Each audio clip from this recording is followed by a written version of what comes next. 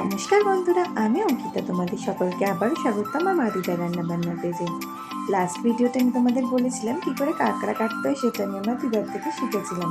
তো সেখানেই বলেছিলাম যে কাঁকড়া রান্নার রেসিপি, পাবদা মাছ আর আরও অন্য কিছু রান্না তোমাদেরকে দেখাবো। তো পুরো ভিডিও আমি নিতে পারিনি, যতটুকু পেরেছি ততটুকুই দেখাচ্ছি। তো দেখো, এখানে হচ্ছে পটল বাটা আর এখানে হচ্ছে কাঁকড়া। তো কাঁকড়ার জন্য সবার আগে এখানে পেঁয়াজ মানে গোটা জিরে ফোড়ন দিয়ে তাতে পেঁয়াজ আর আলু ভেজে নেওয়া হচ্ছিল।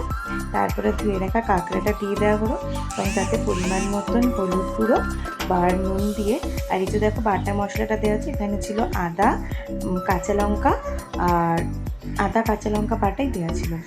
দিয়ে ভালো করে এটাকে মশলার সাথে কাঁকড়াগুলোকে মিশিয়ে নেওয়া হচ্ছিলো। তারপরে কিছুক্ষণ মশলা মেশানোর পরে ওটাতে জল দিয়ে ফুটিয়ে দিলে কাঁকড়া কিন্তু তৈরি। আমার চ্যানেলে আগেও কাঁকড়া রেসিপি দেওয়া আছে, তোমরা দেখতে পারো। আর এদিকের কড়াইতে দেখো হচ্ছে পটল বাটা, যেটা এখানে শুধু লাস্টের ভাজাটুকুই আছে। এই পটল বাটার রেসিপি আমার নেওয়া হয়নি, আমি এখানেই বলছি।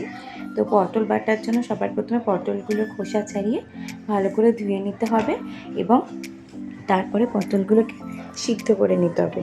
দিয়ে মিক্সার গ্রাইন্ডারে ওটাকে রসুন, আদা আর কাঁচা লঙ্কা দিয়ে বেটে নিতে হবে।